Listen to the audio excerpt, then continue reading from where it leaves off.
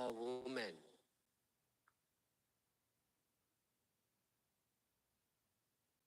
In this way, we will be skillful to use everything, everyone, every time and every place to be using only with detaching mind.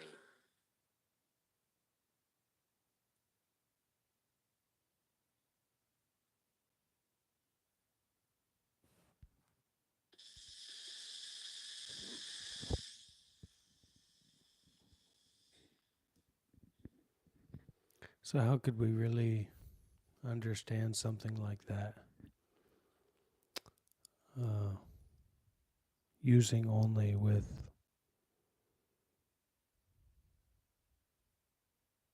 detachment mind.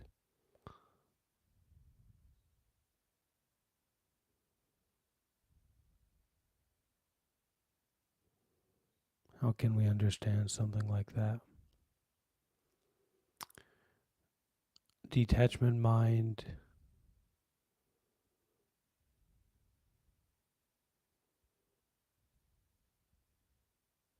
have some connection with no self and impermanence. So who is it that can understand no self?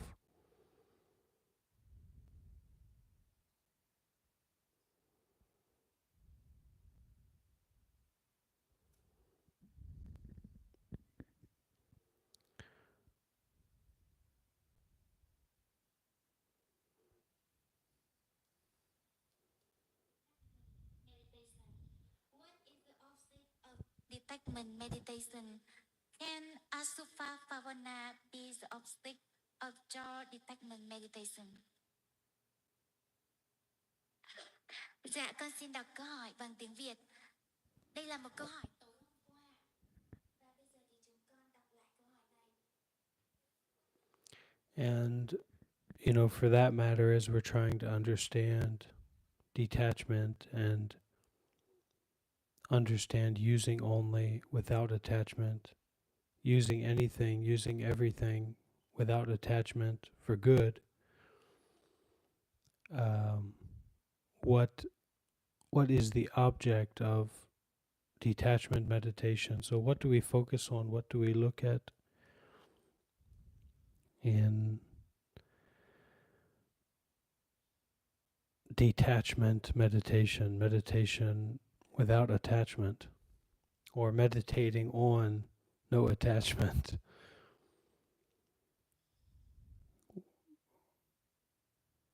Can we think about death? Will that help as an object of detachment meditation?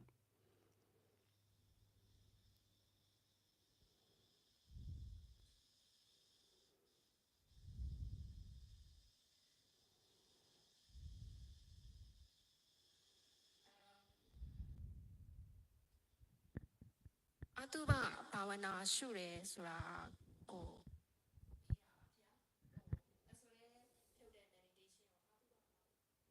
It's pretty difficult to use the eyes, ears, nose, tongue, body, and mind, or be a person that has these. So we don't really get a choice. Most of us, we have eyes to see, ears to hear, nose to smell, a body to feel, and a mind that thinks all the time. So it's pretty difficult to think about not being attached to things, to people, to places, to stories about thoughts.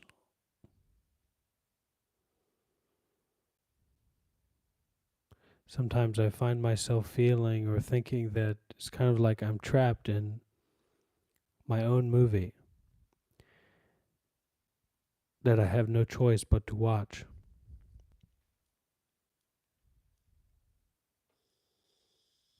I don't want to be in a movie. Present attachment is the object to detach. If we are thinking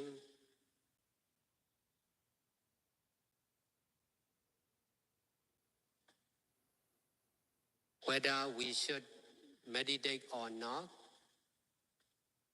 we are attaching on practicing or not practicing meditation.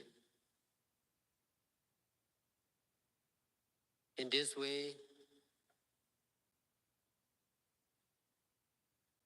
we need to detach from present attachment concerned with practicing or not practicing meditation. If we are difficult to choose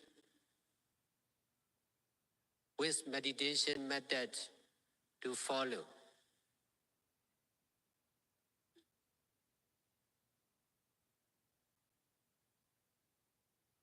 in this case, we are attaching on the method. So, attachment on the method is the object to detach.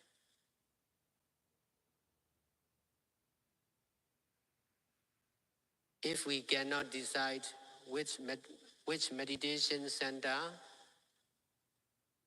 to choose, attachment on meditation center need to detach.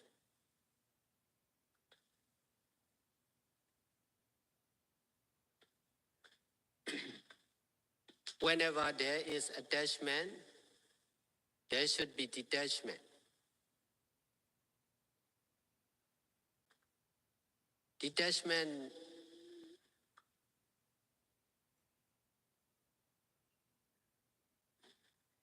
means we should choose one master, what we can choose, in order to detach from attachment on the method. If we are able the method, if we are able to practice more and more by using many methods, many meditation master, many meditation center,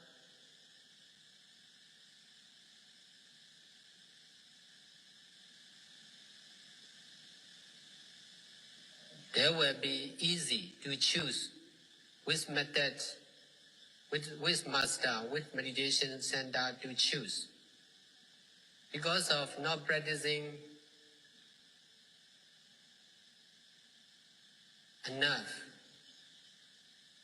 because of not having enough experience, it is difficult to choose this or that.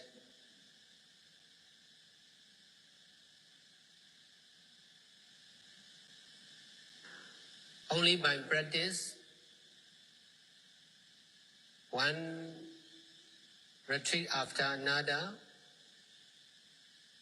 by using one method after another, or one meditation master after another,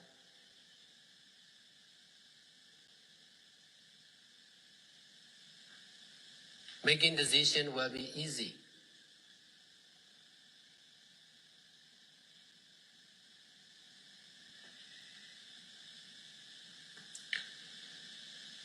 Asubha Bhavana is also one of the, if you are thinking to practice Asubha Bhavana, you must detach from the attachment concerned with Asubha Bhavana.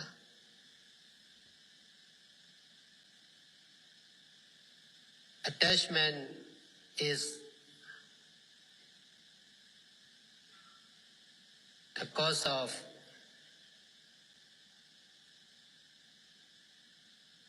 attachment is controlling every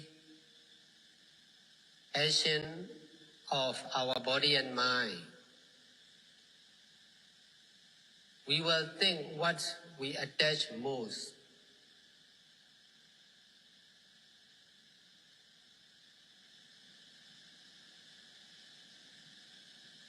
So also, we will experience, good or bad, what we attach most at the present. If we are attaching strongly to die, we may die. We will die because of attachment to die.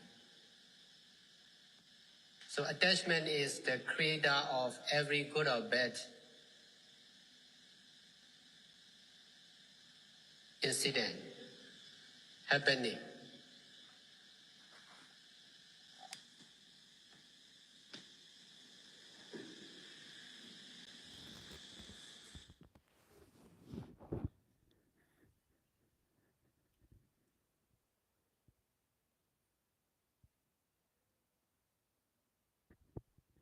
Yeah, it's an interesting idea that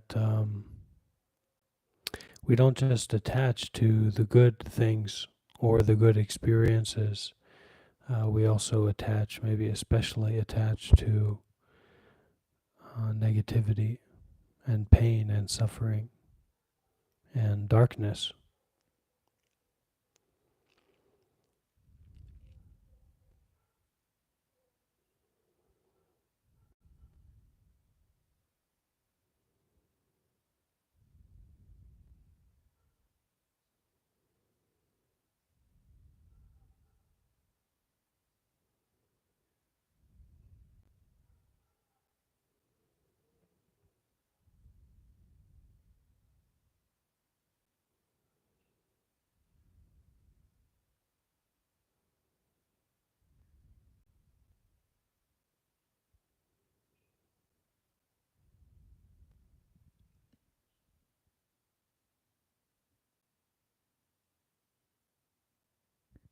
So whatever there is an attachment to at this moment, then our practice should be to detach from that, to step back from that.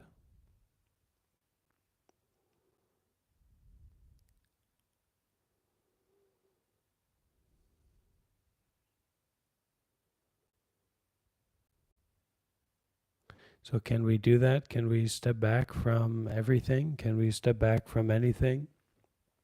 I think also the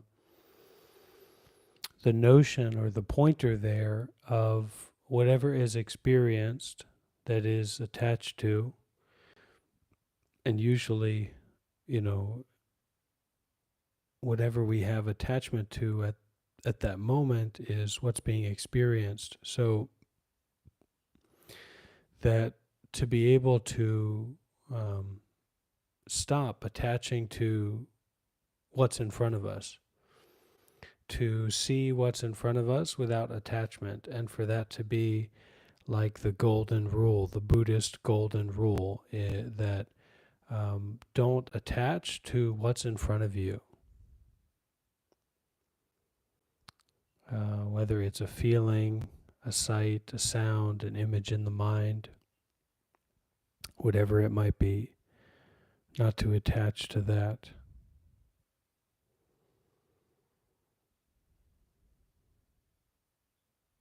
And there's maybe a lot of idealism that gets thrown around in spiritual circles, because there's a certain way that we want the world to be, and a certain way that we try to cultivate our minds, but the world can have so many different ways of expressing itself, and you may be a good, great meditator and something horrible might happen to you.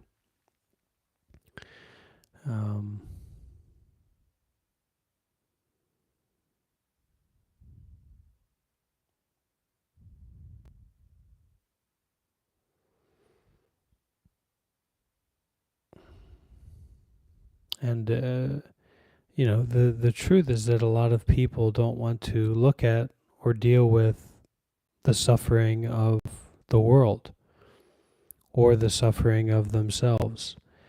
And so those people can, express themselves in ways that are very ignorant, backwards, um, useless. But that's just life. That's just what happens in life. So you could be a great meditator, you could be like an enlightened person, and you could be walking around and someone could throw acid in your face. So it's not about what I get from the teachings. It's actually not about anything that I think that it's about. Because I would think that it's about, meditating my way to some kind of success, just the same as investing in stocks. So that, I'm investing in my practice, I'm investing in certain aspects of my mind, and I'm going to get some kind of particular result.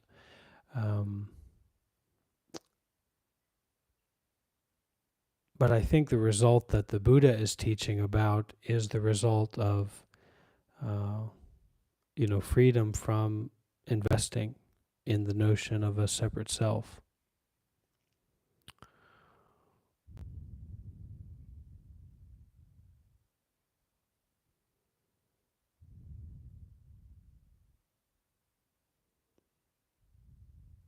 Can see the master. I don't know what. He's standing up to go somewhere.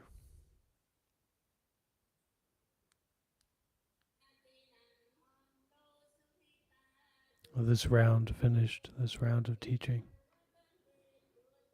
He's in Vietnam.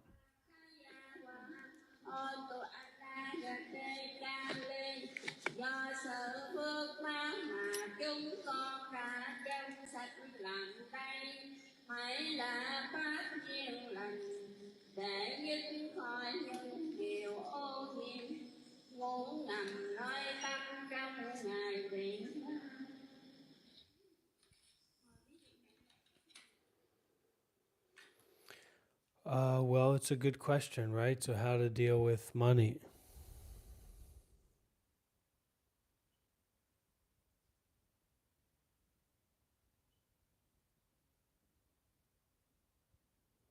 I don't think there's any real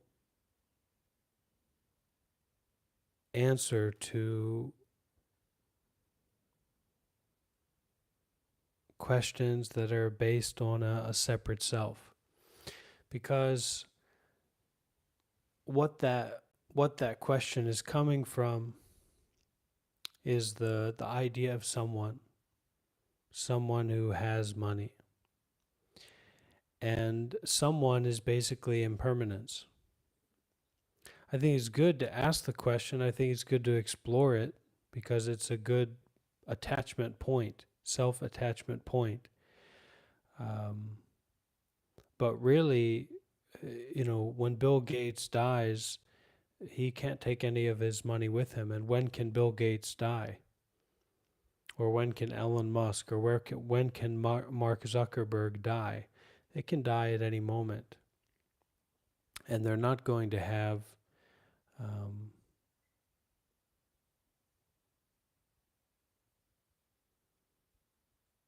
any use for their money once they die.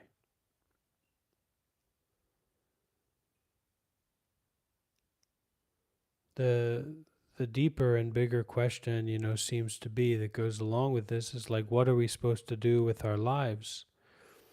And that's a question that, I'm trying to unpack and work with as well. But there is this perspective, this wisdom perspective that says, hey, wait a minute. You should see that you are not someone. You should try to see that you are not somewhere. And this is the detachment meditation.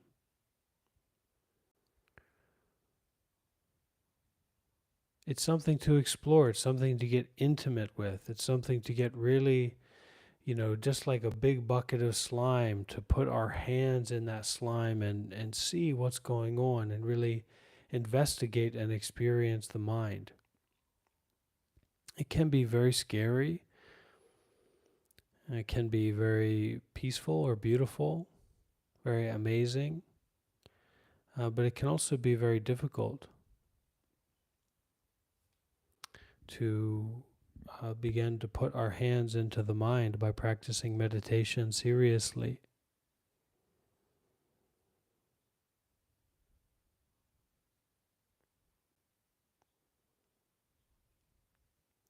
So for me,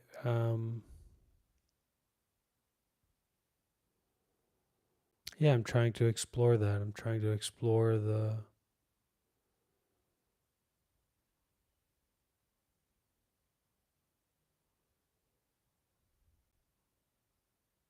practice of real detachment.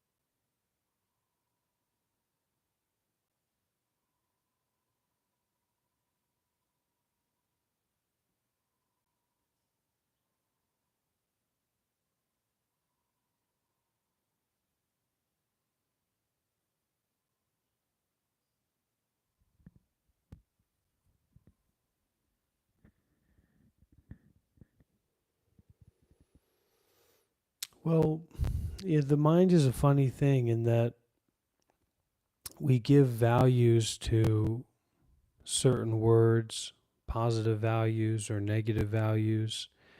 Um, we give certain importance to our own opinion over others' opinions, right? And really, this is just arbitrary. It's conditional, and I think about that a lot. How my peace or my ego or my position of opinion is completely conditional. So, for example, like for Wilbur and Blunkster here, I mean, they might be secret millionaires, I don't know, but probably if someone offered them $1 million or a block of gold or something, they would straighten up very quickly. They'd say, "Hope, I'm sorry," something like that. And that's where we get into this flexibility, not just of our own personal ego, but seeing through the external importance that's given to certain social standards based on words, based on wordplay. Words as having inherent special importance rather than intention and meaning. And the same with the various actions.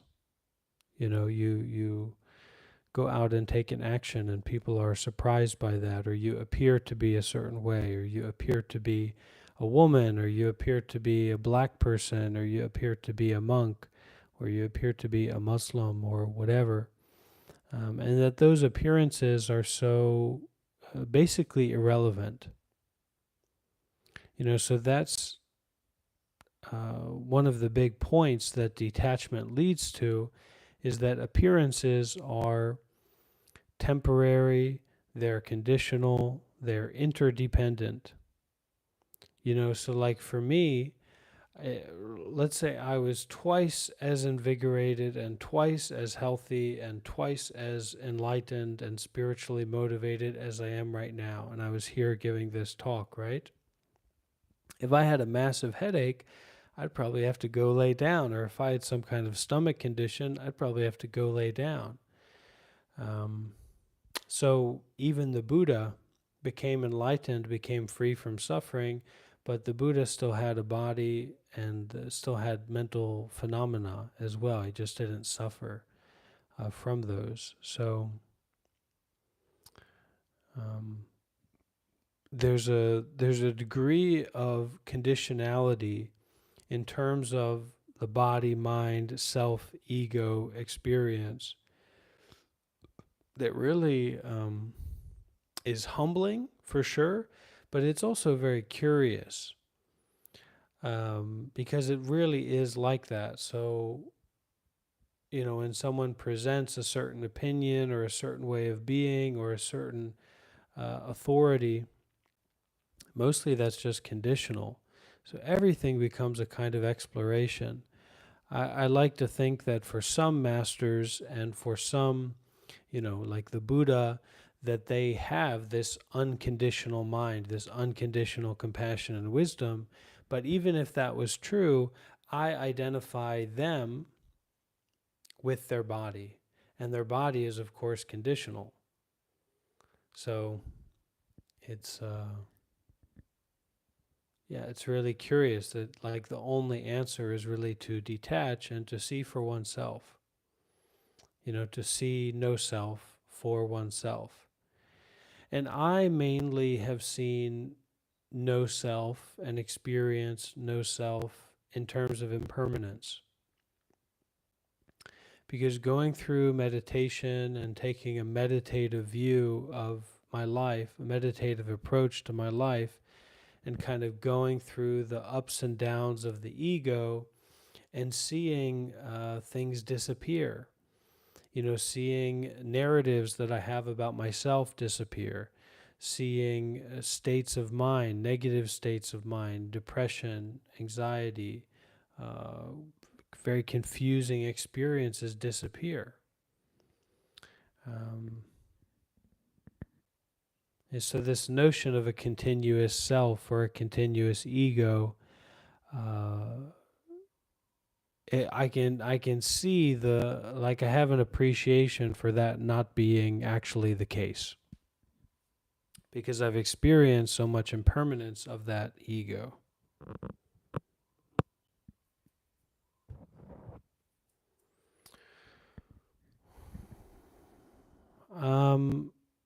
In terms of how I survive economically, I think I survive economically in the most holistic way that anyone can, which is in terms of community.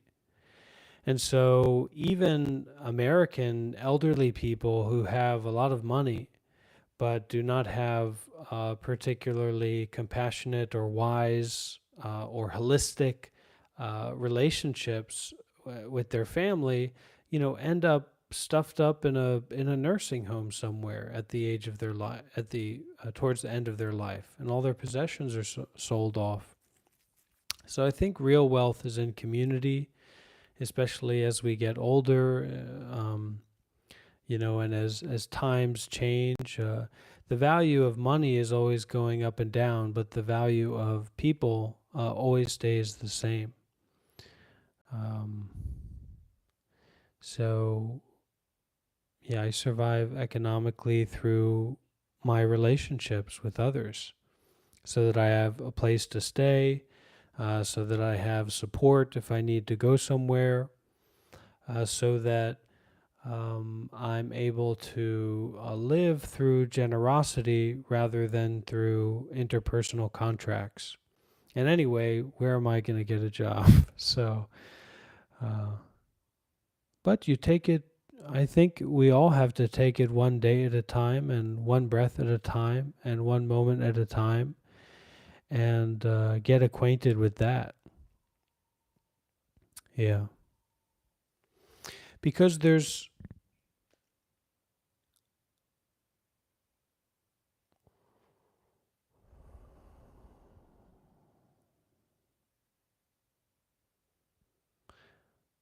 well, it's nothing seeing nothing, so I think that will be difficult. And very conditional, and it'll probably be conditional for our entire lives, our entire self point of view is based on conditionality. So being open to not being attached to getting it, I think, is very important. As Seattle was just saying, even where, I don't know if he was saying it now, but I was listening to him earlier. We also have to detach from enlightenment. We have to detach from freedom. We have to find that in absolutely nothing.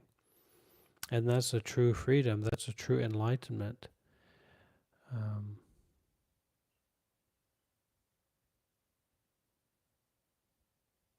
That's not based on our personal self or our personal ego at all. Being open to not understanding. Because most things in life we don't understand. Most people we don't understand. Most cultures we don't understand.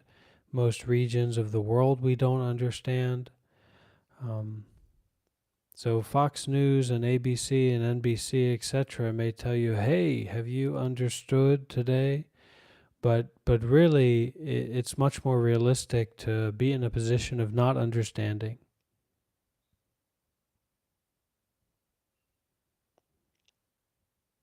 so that our whatever understanding we have or whatever reactivity we have is just the starting point for exploration, rather than something we have to be manipulated by. So learning to not be manipulated by our reactivity internally. And Wilbur, I don't know what you can do. But probably not. There's no such thing as a free lunch. You've got to work for what you want. And in Buddhism, that means you have to sow blessings. You have to get out there and do good deeds. See if there's a Buddhist temple near you that you can go and volunteer at and serve. Leave your ego at the door. Yeah. The world is your rotten oyster.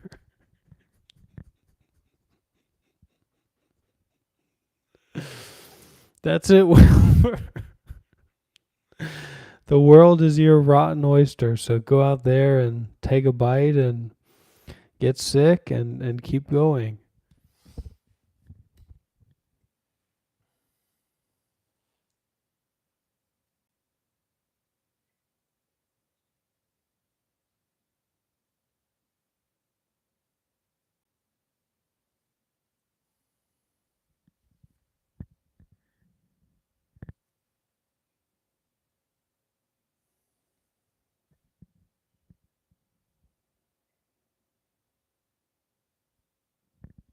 So really, this whole idea of enlightenment can be a kind of a scheme and a obfuscation and a confusion, because what we're really looking for,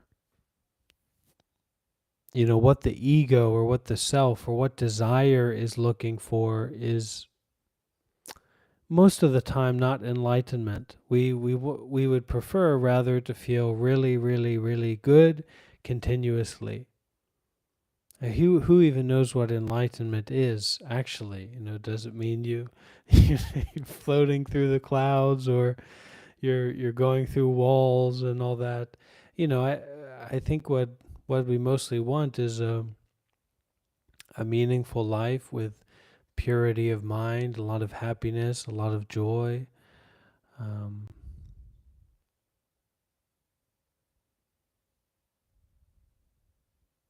So learning to build that in our lives, and learning to build structures that support that, and to go towards structures that may support that.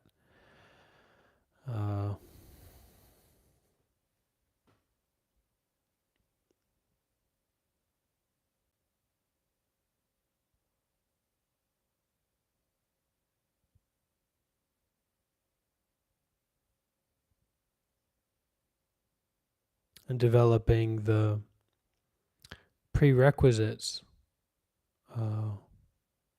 internally to make use of those opportunities when they're there. The opportunity to practice, the opportunity to help, the opportunity to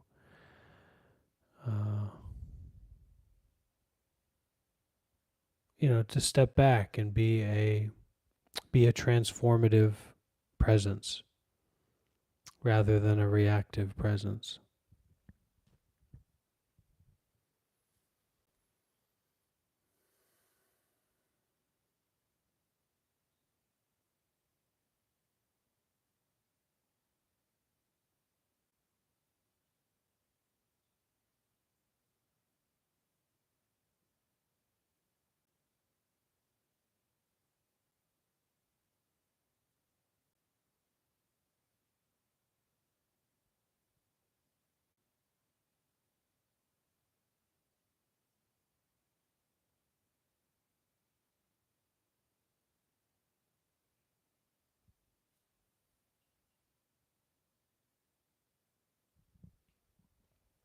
Stop Fear, great question. So Stop Fear says, hello, I was wondering, do Theravada monks or practicing people have a taboo against discussing the disagreements of other groups of Buddhists? Most people just don't particularly know what they're talking about or have experience with what they're talking about. So you can imagine like a university professor. And this is like an extreme example to bridge the point, but you can imagine a busy, well endowed university professor on astrophysics that is giving a lecture. And after his lecture, some person comes along and says, "Hey, I want to talk with you about some of my ideas and some of my concepts of astrophysics compared with and start, discussing disagreements of things that they personally don't really understand. And it's just sowing division. And it's sowing division based on vague ideals. So, most monks or most people who are serious in their practice probably will see that out immediately and not be very interested in engaging with that. Right? So it's like when Wilbur said, "Do you believe in reincarnation?" But the answer to that question isn't really the question, but pointing Wilbur towards, actually realizing inside of themselves that they don't really know anything about Buddhism, or haven't researched or haven't practiced very much. Usually that's the case. And then it can become an ego thing, and we're not used to having people speak straightforwardly towards us. So sometimes when that happens, we'll have a breakdown. We'll get into a lot of reactivity, and it's just not worth it. So Buddhism isn't really about discussing disagreements between different groups of Buddhists. Buddhism is more about practicing mindfulness and detachment, dana, sila, bhavana, samadhi, panya, and walking the path. So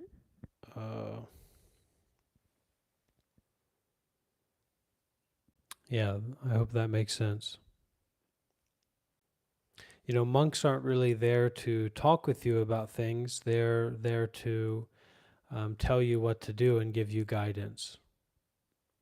So it's a very different quality of interaction when you go to a monk to talk with them about things that have been floating around in your head, and you're taking their time and you want to talk to them about things, and that's the whole thing. Versus when you go, even if you're not meditating there, because if you're meditating there and the monk's available to you, then there might be a reasonable space and time for you to do that. But there's a difference between even if you're not meditating and you show up as a donor or as a volunteer to the temple or as a supporter of the temple, and now you want to have a discussion and you want to talk about some things.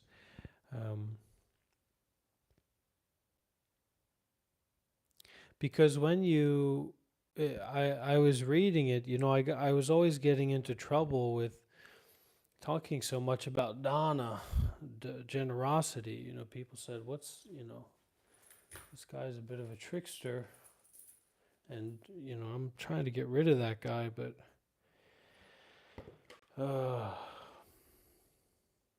so in that reading of Mazu that we were looking at recently, I don't know if anyone remembers, but so, okay. So they asked Mazu, they asked this great Zen master, by what means can the gateway of our school be entered? Answer, by means of the dana paramita. Question, according to the Buddha, the Bodhisattva path comprises 6 paramitas. Why then have you mentioned only the one? Please explain why this one alone provides a sufficient means for us to enter. So the 6 paramitas are these 6 perfections of mind in Buddhism. 6 perfections of mind. So generosity, morality, patience, energy, meditation, wisdom. I've been doing pretty good today. So there's another thing I want to add to that question, right? Because before we get into the generosity, because it's the difference, simple difference between a group of carpenters coming together and discussing how to build something versus just a random collection of people coming together who want to build something. So that generosity and sacrifice, that real oomph of generosity, it allows everything to take place. And if you don't have that big oomph of generosity, then it all falls apart. And everybody says, wow, why didn't this work out? Because, and so the reason that you're able to establish that with that group of carpenters is because they sacrificed themselves to become carpenters.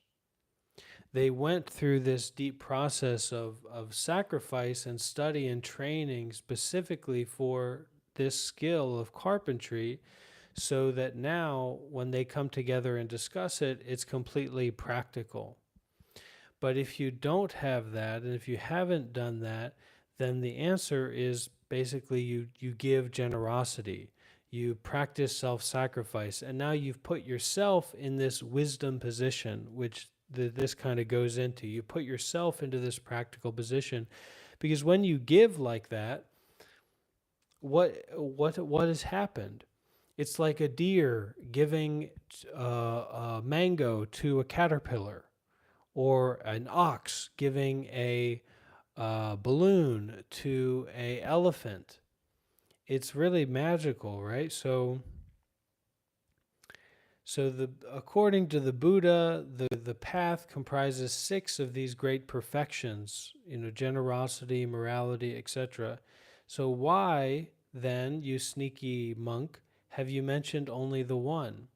Please explain why this one alone provides a sufficient means for us to enter the path of awakening, or the path of community building. Answer, deluded people fail to understand that the other 5 all proceed from the dana paramita, and that by its practice all the others are fulfilled. Here's the answer we've been looking for. Why is it called the dana paramita? Dana means relinquishment. So it's a form of renunciation. It's a form of relinquishing accumulated attachment. Relinquishment of what? Answer, relinquishment of the dualism of opposites, which means, it means total relinquishment of ideas as to the dual nature of good and bad, being and non-being, love and aversion, void and non-void, concentration and distraction, pure and impure, self and other. By giving all of them up, we attain to a state in which all opposites are seen as void. The real practice of the dana paramita entails achieving this state without any thought of, now I see that opposites are void, or now I have relinquished all of them. We may also call it the simultaneous cutting off of the myriad types of concurrent causes. For it is when these are cut off that the whole Dharma nature becomes void. And this voidness of the Dharma nature means the non-dwelling of the mind upon anything whatsoever. Once that state is achieved, not a single form can be discerned. Why? Because our self-nature is immaterial and does not contain a single thing foreign to itself. That which contains no single thing is true reality, the marvelous form of the Tathagata. It is said in the Diamond Sutra, those who relinquish all forms are called Buddhas. Right? So we're getting our path started with the relinquishment of what we can through generosity, through self-sacrifice, through volunteering, concerned with the Buddha, the Dhamma, and the Sangha. Or maybe an organization like Isha Foundation with Sadhguru.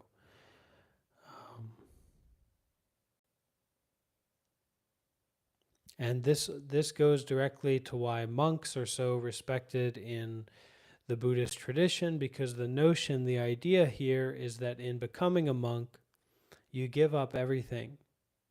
You give up your life. And so you step into that foray of surrender and relinquishment. However, the Buddha did speak of 6 paramitas. So why do you now say that they can all be fulfilled in that one? Please give your reason for this.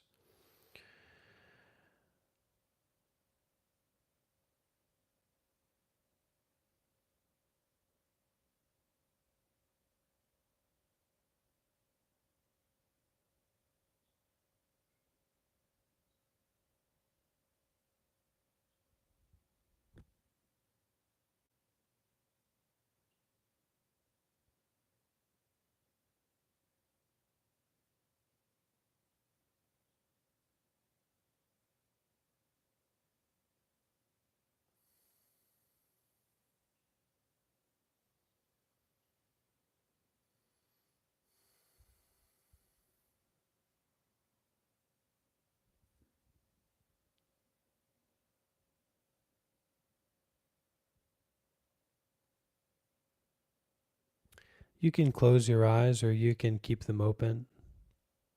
It's up to you. But just emphasize to not stress your eyes in closing them or keeping them open. So it can be good to close them, but don't put so much stress around the eyes in closing them. And if there is, you can just relax that stress or open them.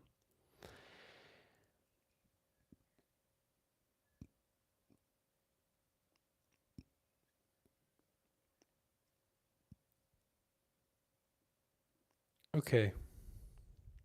The Sutra of the Questions of Brahma says, Jalavidya, the elder, spoke unto Brahma and said, Bodhisattvas, by relinquishing all defilements, may be said to have fulfilled the Dana Paramita, also known as total relinquishment. Being beguiled by nothing, they may be said to have fulfilled the Shila Paramita, also known as observing the precepts. Being hurt by nothing, they may be said to have fulfilled the Kashanti Paramita, also known as exercising forbearance. Clinging to nothing, they may be said to have fulfilled the Varya Paramita, also known as exercising zeal. Dwelling on nothing, they may be said to have fulfilled the Dhyana Paramita, also known as practicing dhyana and samadhi. Speaking lightly of nothing, they may be said to have fulfilled the prajna paramita, also known as exercising wisdom. Together they are named the 6 methods. Now I am going to speak about those 6 methods in a way which means precisely the same. The first entails relinquishment, the second, no arising of perception, sensation, etc., the third, no thinking, the fourth, remaining apart from forms, the fifth, non-abiding of the mind, and the sixth, no indulgence in light speech. We give different names for these 6 methods only for convenience in dealing with passing needs. For when we come to the marvelous principle involved in them all, we find no differences at all. So you have only to understand that by a single act of relinquishment, everything is relinquished, and that no arising means no arising of anything whatsoever. Those who have lost their way have no intuitive understanding of this. That is why they speak of the methods as though they differed from one another. Fools, bogged down in a multiplicity of methods, revolve endlessly from lifespan to lifespan. I exhort you, students, to practice the way of relinquishment and nothing else, for it brings to perfection not only the other 5 paramitas, but also myriads of Dharma methods.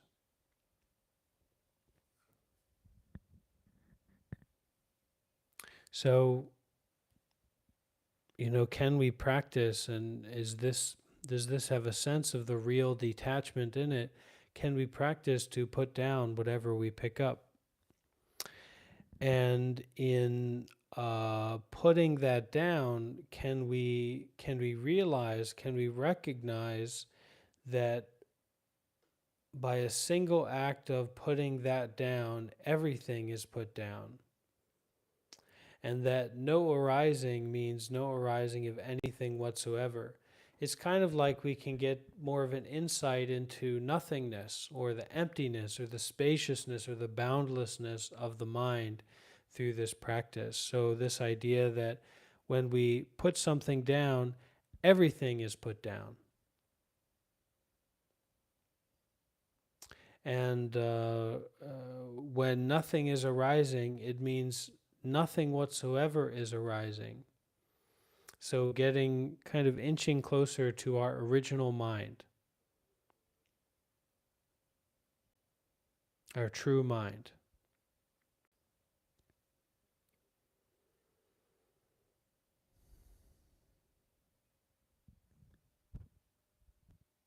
Or not, I don't know.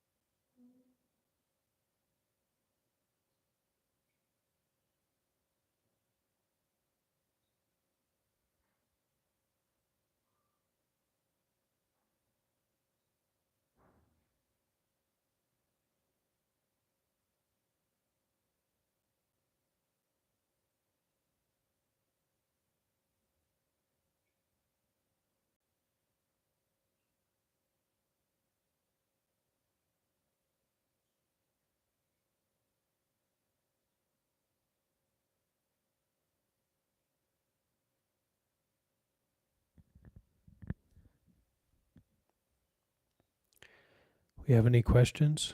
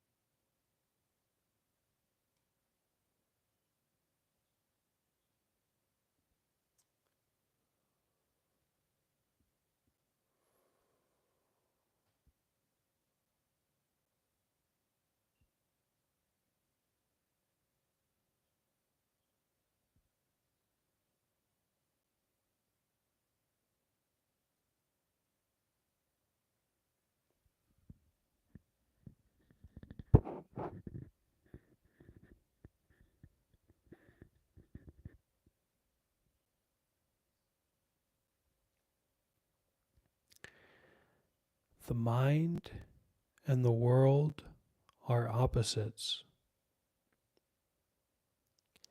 and vision arises where they meet.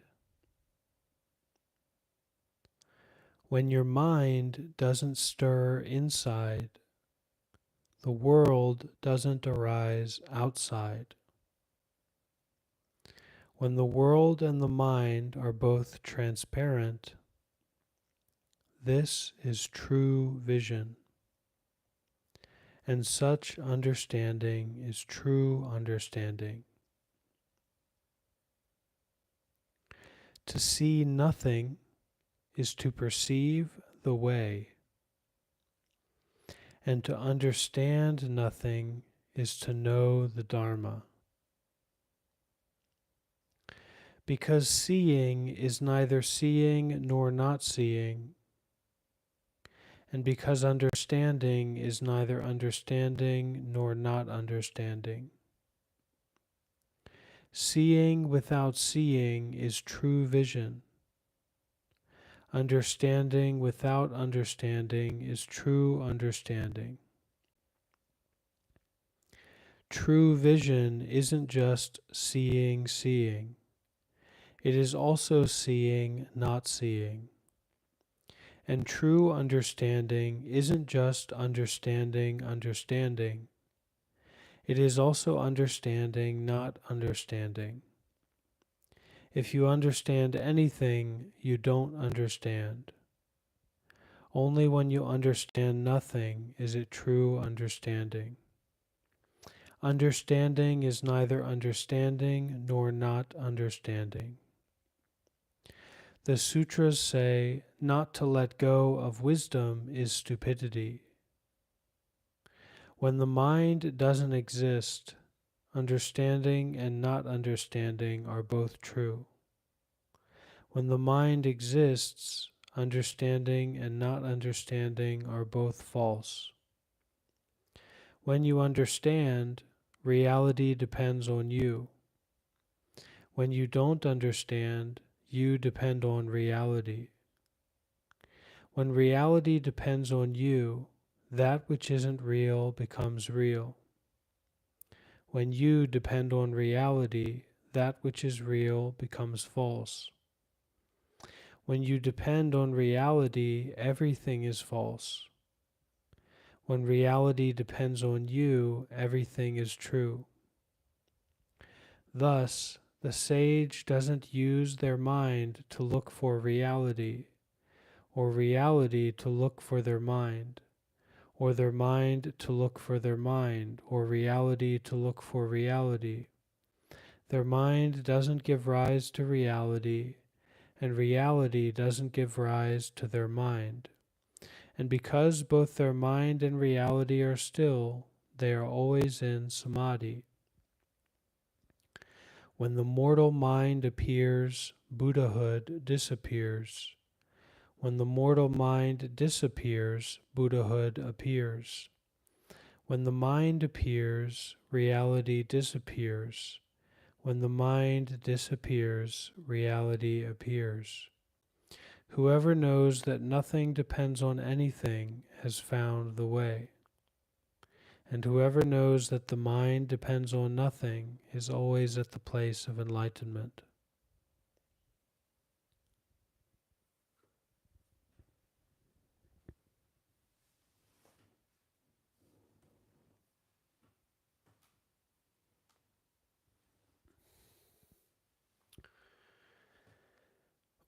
When the Thai people or the Buddhist people who are very religious make offerings to the image of the Buddha, they do that because they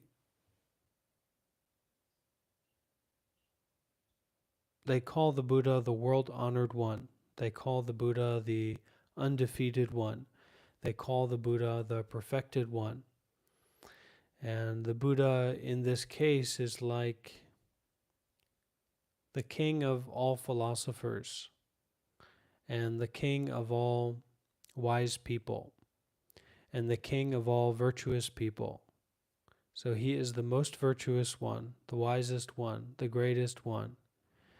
And most people these days are about as stupid as a tub of bricks soaked in lard.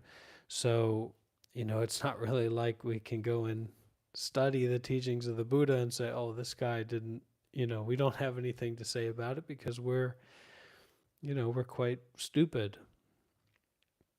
I know I am. So that's why they do that, because they believe in what the Buddha represents and they believe in the teachings of the Buddha. So they're practicing to make offerings, to make blessings by offering to the Buddha.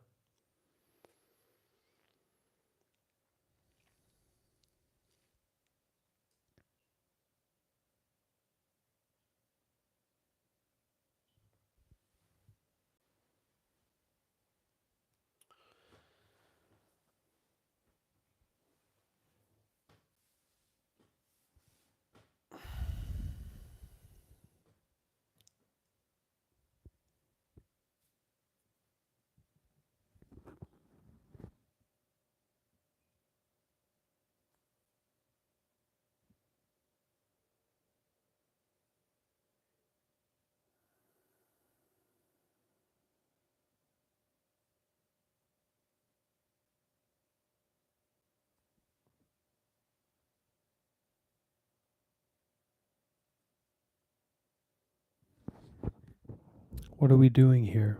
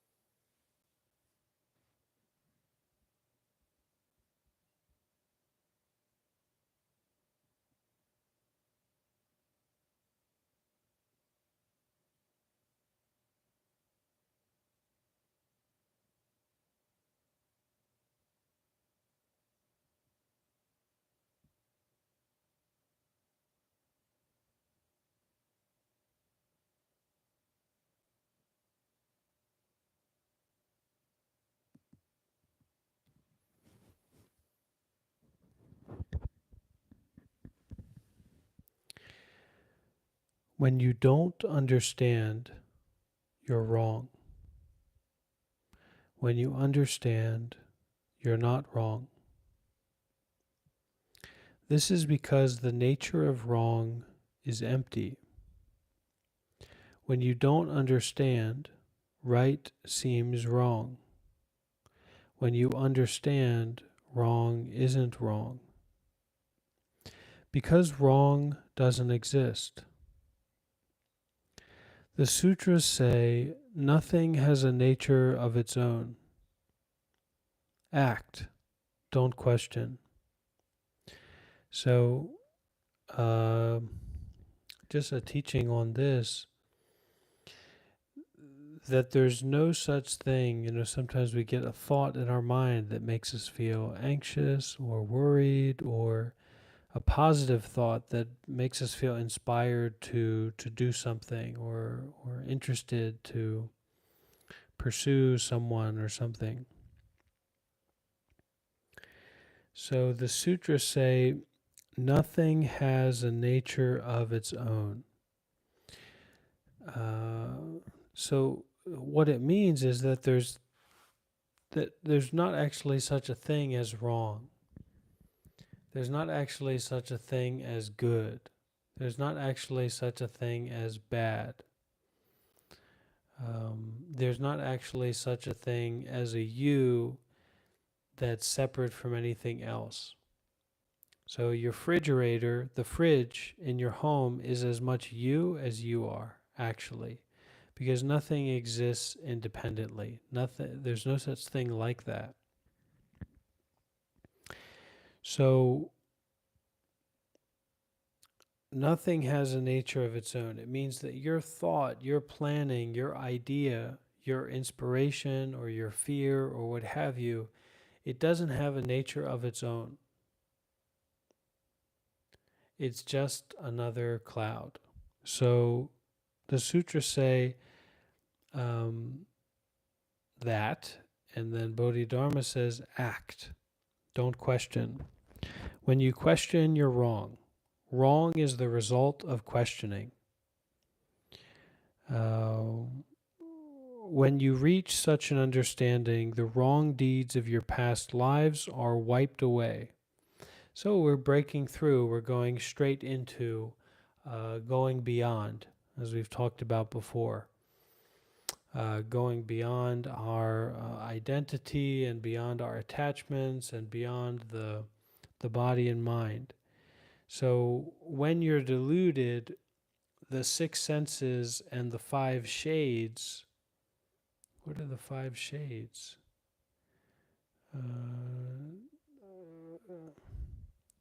Form, sensation, perception, impulse, consciousness. So when you're deluded, the six senses and five shades are constructs of suffering and mortality. When you wake up, the six senses and five shades are constructs of nirvana and immortality. So when you're deluded, or when you're trapped in, and that's really true, right? When you're trapped in your depression, you're trapped in your anxiety, you're trapped in your scattered thinking, the body and the mind, the six senses and the five shades, are these constructs of suffering and mortality, right? The mortality here being that it's a being, it's something that's come into being, and it's something that's going to die, right?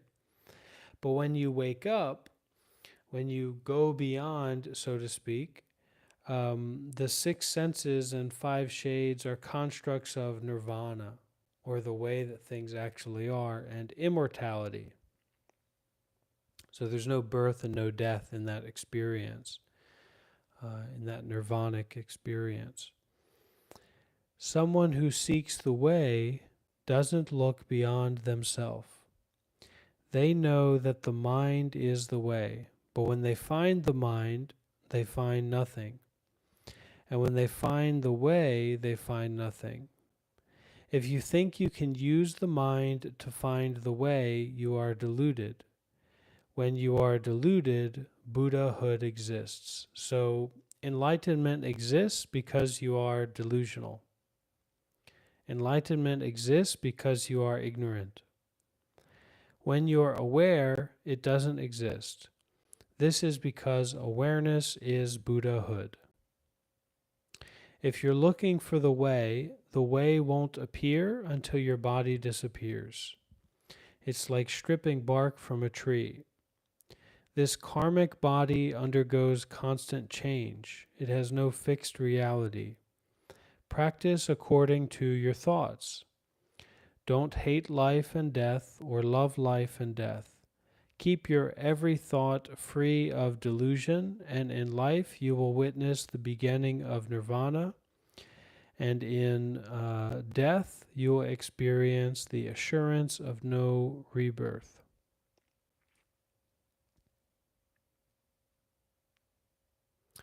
Okay, so to see form but not be corrupted by form, or to hear sound but not be corrupted by sound, is liberation. Eyes that aren't attached to form are the gates of Zen. Ears that aren't attached to sound are also the gates of Zen. In short, those who perceive the existence and nature of phenomena and remain unattached are liberated. That's a nice idea. I hope you're right, Bodhidharma. So to see without being attached to the forms, to feel in the body without being attached to the forms, the sensations, to hear without being attached to the sounds. Can you do it? Can you practice like that?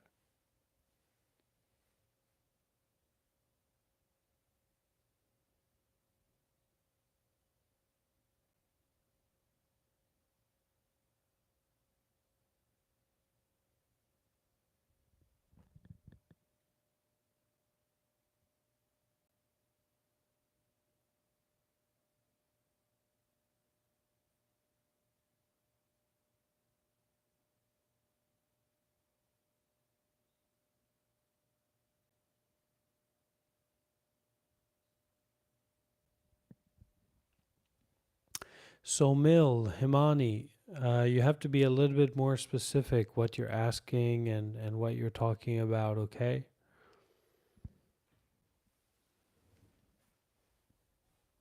But if we want to live without any hope, or if we have no hope and we're alive, then we should practice the way that Bodhidharma is talking about here in this text.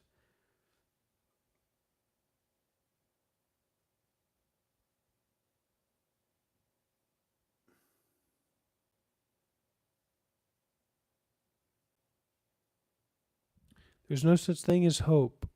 There's no such thing as hopeless. It's a temporary, conditional phenomena. It's like a cloud. Same with life and death. There's no such thing as life and death because there's no separation in it. Life and death are. Thinking that life is something separate from death is to remove death from life. Completely impossible. So life is literally an expression of death.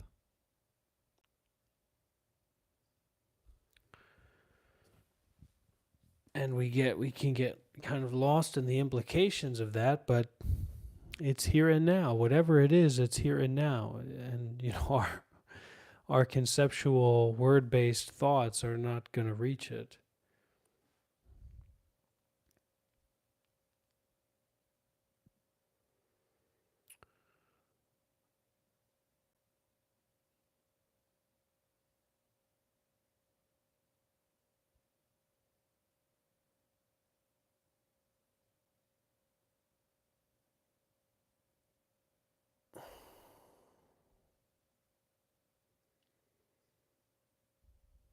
In short, those who perceive the existence and nature of phenomena and remain unattached are liberated.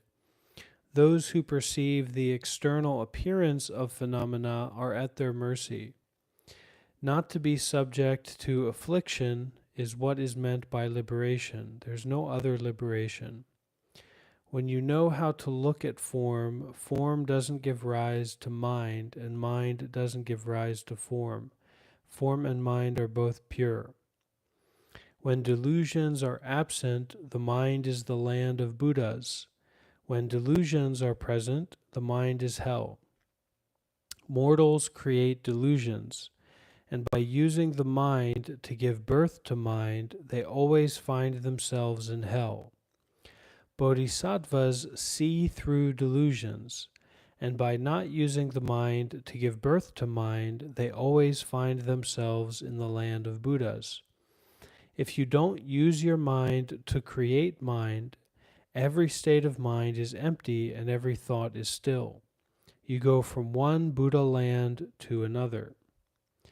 If you use your mind, so a Buddha land is a realm that is transformed by the presence of a Buddha. From filth to purity. So we're transforming the realms of our mind from filth to purity through awareness. If you use your mind to create mind, every state of mind is disturbed and every thought is in motion. You go from one hell to the next. When a thought arises, there is good karma and bad karma, heaven and hell. When no thought arises, there is no good karma or bad karma, no heaven or hell. The body neither exists nor doesn't exist. Hence, existence as a mortal and non-existence as a sage are conceptions with which a sage has nothing to do with. Their heart is empty and spacious as the sky.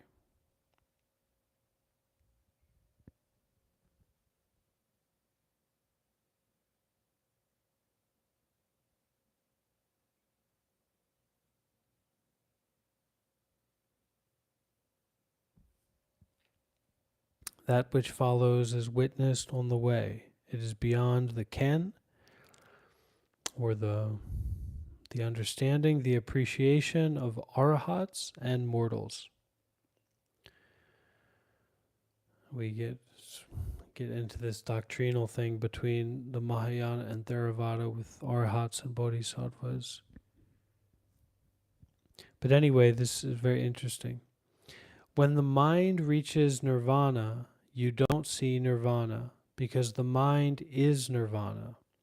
If you see nirvana somewhere outside the mind, you are deluding yourself.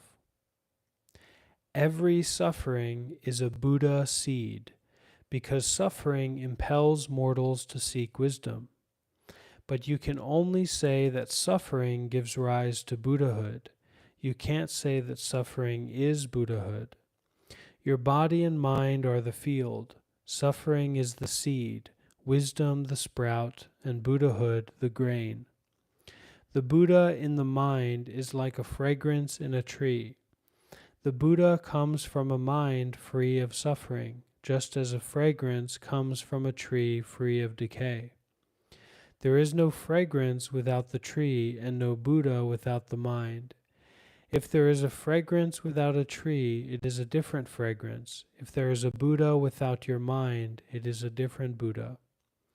When the three poisons of greed, anger, and delusion are present in your mind, you live in a land of filth. When the three poisons are absent from your mind, you live in a land of purity. The sutras say, if you fill a land with impurity and filth, no Buddha will ever appear. Impurity and filth refer to delusion and the other poisons. A Buddha refers to a pure and awakened mind.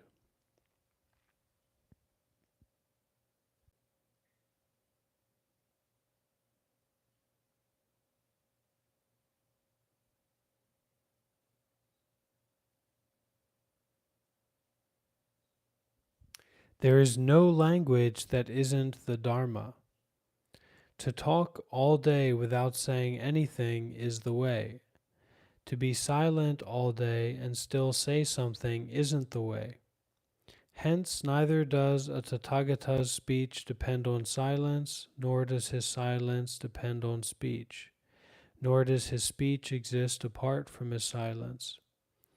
Those who understand both speech and silence are in samadhi. If you speak when you know, your speech is free. If you're silent when you don't know, your silence is tied. If speech isn't attached to appearances, it's free. If silence is attached to appearances, it's tied. Language is essentially free. It has nothing to do with attachment, and attachment has nothing to do with language. Reality has no high or low. If you see high or low, it isn't real.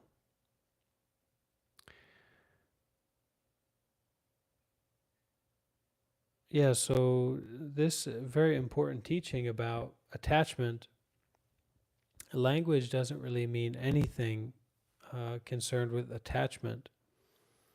So usually when we're reacting to someone's language or when we're reacting to what someone says, we're actually reacting to a perceived attachment that they have.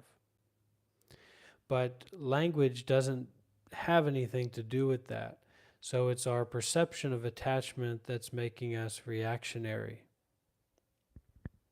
But language doesn't have anything to do with attachment.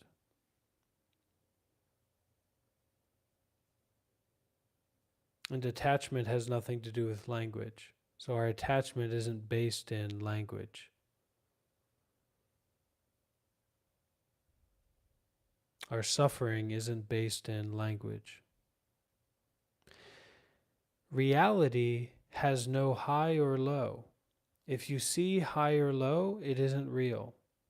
A raft isn't real, but a passenger raft is. A person who rides such a raft can cross that which isn't real. That's why it's real. According to the world, there is male and female, rich and poor. According to the way, there's no male or female, no rich or poor. When the goddess realized the way, she didn't change her sex. When the stable boy awakened to the truth, he didn't change his status. Free of sex and status, they shared the same basic appearance. The goddess searched 12 years for her womanhood without success. To search 12 years for one's manhood would likewise be fruitless. The 12 years refers to the 12 entrances, the 6 organs and the 6 senses.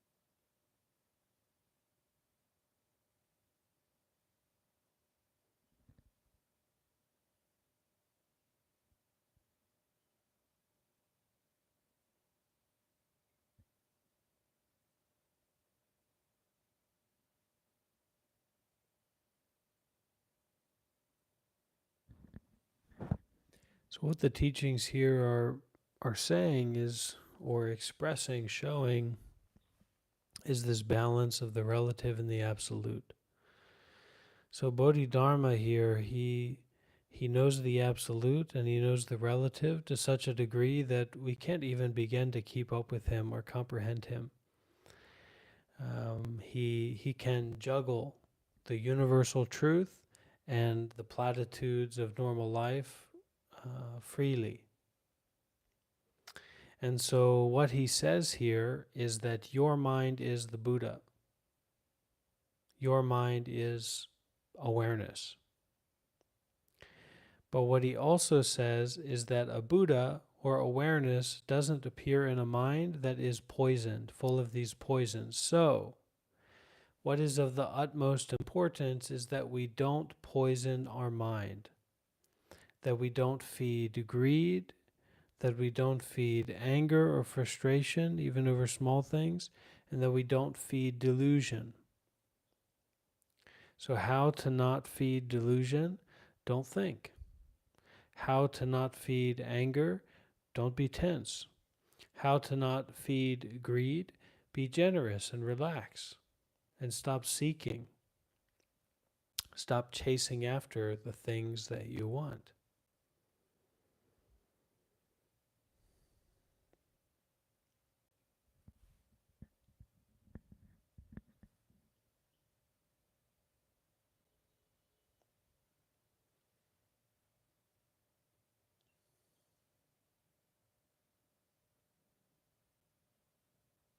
So the problem for an addict, drug addict, a food addict, a sex addict, a YouTube addict, a TikTok addict, etc.,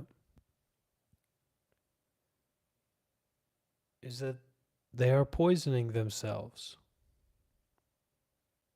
And so when you are constantly poisoning yourself, you don't get to meet the Buddha. You don't get to see your nature of awareness, because all those poisons are making a cloud in the sky.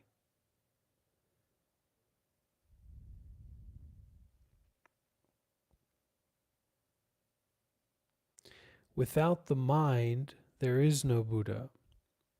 Without the Buddha, there is no mind.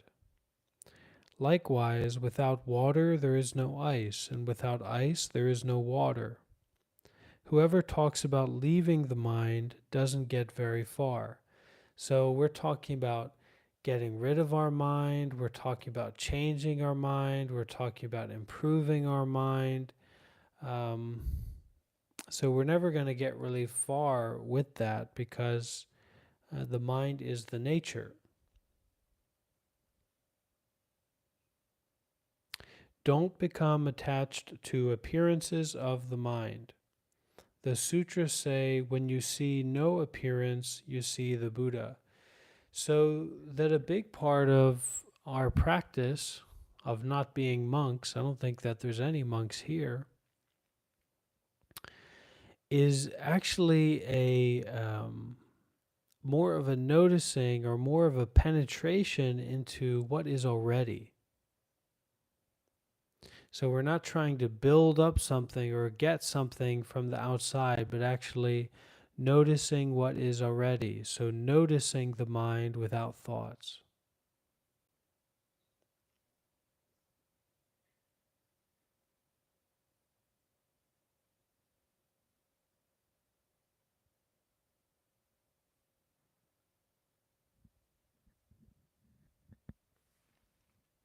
The sutras say, when you see no appearance, you see the Buddha.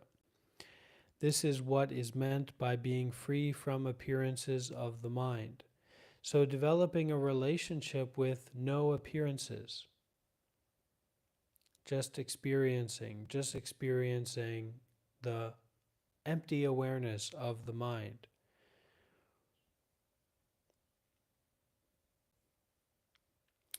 Without the mind, there is no Buddha, means that the Buddha comes from the mind. The mind gives birth to the Buddha. But although the Buddha comes from the mind doesn't come from the Buddha. Just as a fish comes from water, but water doesn't come from fish. Whoever wants to see a fish sees the water before he sees the fish, and whoever wants to see a Buddha sees the mind before he sees the Buddha.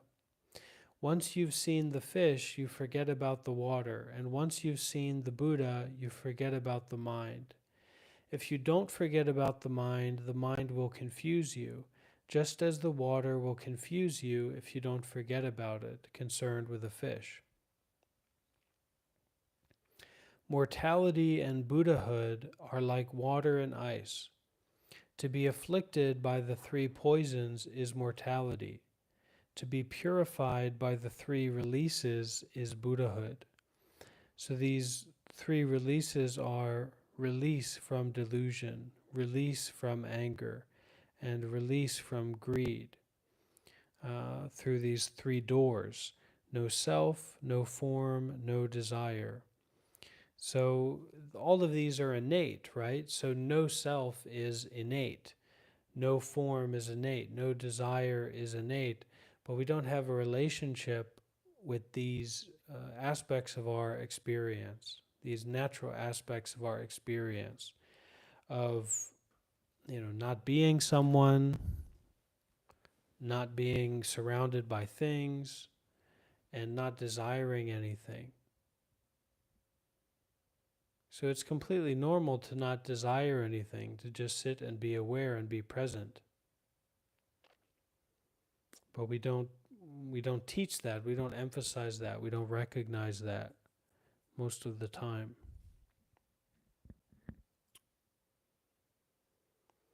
So to be purified by the three releases is Buddhahood. That which freezes into ice in winter melts into water in summer. Eliminate ice and there's no more water. Get rid of mortality and there's no more Buddhahood. Clearly, the nature of ice is the nature of water, and the nature of water is the nature of ice, and the nature of mortality is the nature of Buddhahood. So this is a really direct and sharp and interesting point that can oftentimes be confusing when we talk about, like, your mind is Buddha, or you are the Buddha. We could say something like that, right?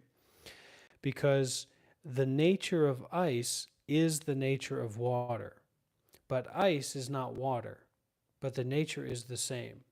So how is that possible? It's possible because of nature. Because nature doesn't follow humanistic ideological rules at all. So water is not the same as ice. Liquid water is not the same as ice. Steam is not the same as ice. Is it? No, of course not. And yet they share the same nature.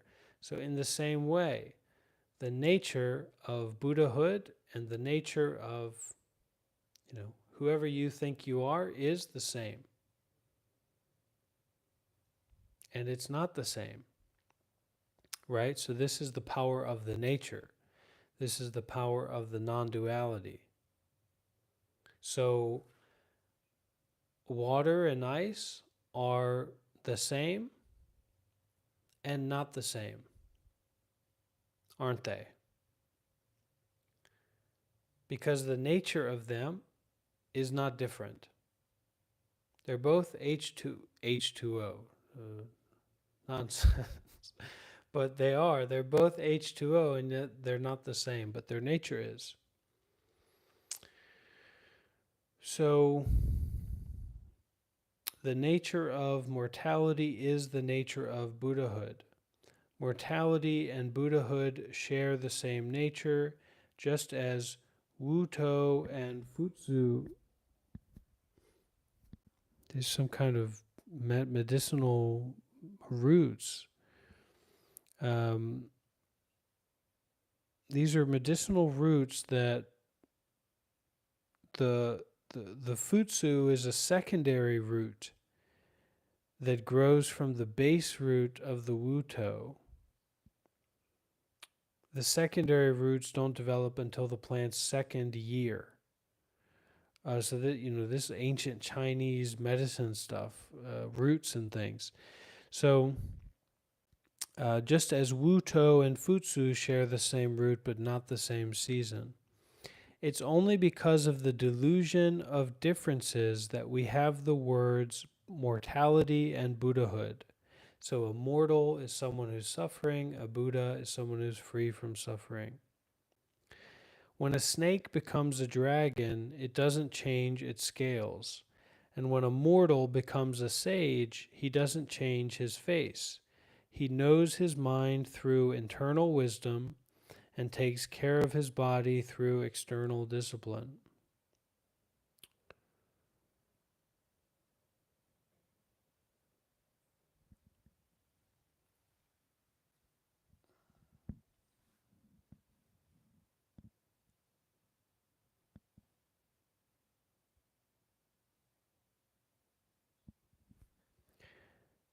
Okay, where are we at here? Any questions?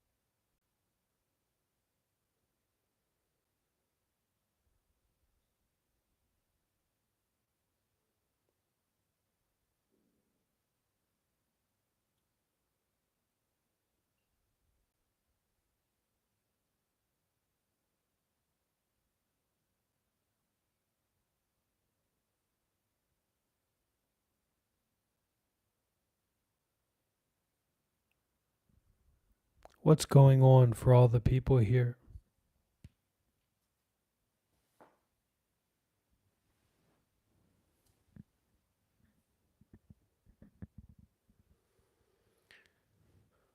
The appearances of the nature of what is called water are different, but the nature is the same. This actually applies to everything and anything. But looking at ice and water is a good example. So you cannot say that ice and water are the same, and yet the nature of ice and water is the same. You cannot say that an enlightened person is the same as an unenlightened person, but the nature of the enlightened and the unenlightened person is the same. There is no way up and there is no way down. The up is just an appearance. The down is just an appearance. There's no such thing as a way up and a way down. So this is the teaching here.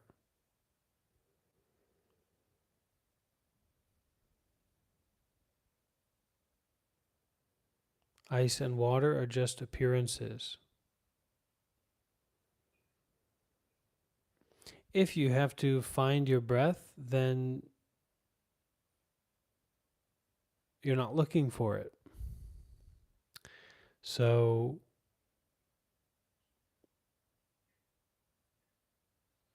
just let it be found. You don't have to look for your breathing, you just have to allow it to be found.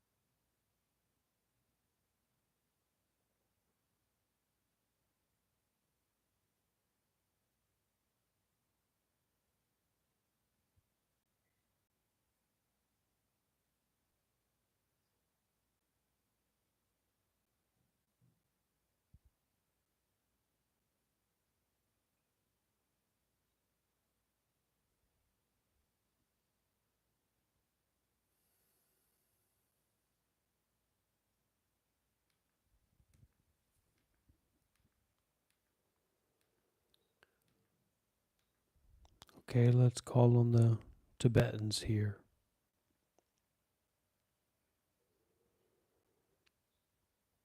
Homage to the Omniscient One, utterly at peace from the beginning, intrinsic, all-pervasive realm, forever unmoved, wisdom space of Dharmakaya,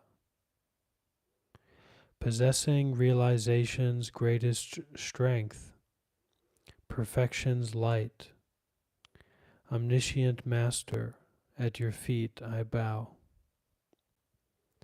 Listen here about the virtues, the most eminent of all, that you cannot generate unless you follow in the footsteps of the noble beings. The finest pearls are found within the ocean's deepest waters, so how can they be found in any lesser place? Like sunlight, the realized state of wakefulness springs from a master's pith instructions, from a line of blessings unimpaired. Dull-minded meditators, cultivating vacant states, will rarely reach authentic levels on the perfect path. Though lack of learning is the greatest failing in this world, distorted learning is a greater evil. So now, while you have leisure to peruse a learned master's books, why don't you open your eyes of learning? Resembling the unique and wish-fulfilling jewel, there is no other Buddha to be found within this world, like the precious scriptures of the omniscient Master. Who can avoid finding great delight in them? The ultimate summit of vehicles, the supreme Vajra essence, is a precious treasury of the realization of 100,000 tantras, which contains the vast, the words that express the meaning, and the profound, the expressed meaning itself. To see it is to meet Samantabhadra in person. By reading it, you will comprehend the meaning of the 64 million tantras. You will understand the nature of all existence and peace, samsara and nirvana, and you will realize the special qualities of the intent of the profound path, the summit of all vehicles. Therefore, persevere in reading this scripture. Beyond the observance of precepts, the natural state of Dharmakaya is the treasury of Samantabhadra's realization, beyond cause and effect.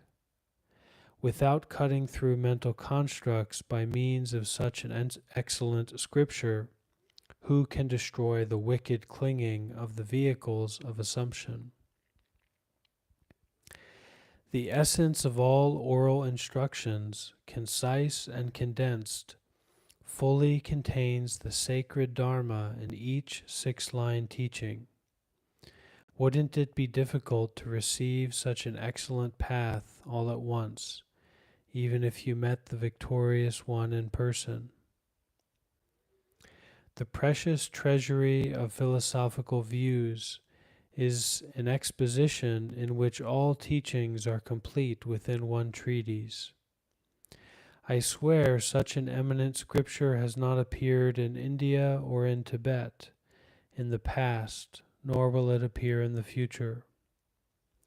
The wish-fulfilling treasury of learning, reflecting and meditating on the entire body of teachings excellently shows all that should be adopted or avoided.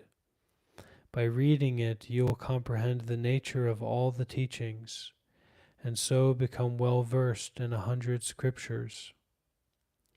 The single treasury of the key points on practicing the oral instructions, the intent of the summit of vehicles, complete and concise, fully contained in the meanings of 11 words, It is the only solace truly cutting the root of samsara in this world. In particular, the most profound and precious treasury of Dharmadhatu is the core of the omniscient Master's realization. It fully and directly shows wakefulness beyond accepting and rejecting. The Dharmakaya nature of your intrinsic mind essence. This text is the true Dharmakaya, manifest in physical form. Such an excellent text is the Buddha in person. It fulfills the deeds of the victorious ones in this world. This text shows the Buddha mind directly. I swear there is nothing higher, even if you met the Buddha. Such an excellent text is a treasury of all the sacred Dharma, the ultimate meaning expressed by all the teachings. It directly shows the Dharmakaya wisdom. I swear there is nothing higher, even if you compare all the teachings. Such an excellent text is the heart of the noble Sangha. It is surpassed by the wisdom of realization. It is unsurpassed by the wisdom of realization of all the noble Buddha's offspring throughout the 3 times. I swear that the wisdom of noble beings is not superior to this. This relic vessel of Dharmakaya, the complete triple gem, is the unexcelled path of all the victorious ones, a replica of the omniscient Master's realization. Whoever meets it has attained the end of rebirth. Simply hearing one line of such an excellent text can bring your samsaric experience to a halt. Having had the chance to read it entirely, how will you feel if you throw it away? Pay heed.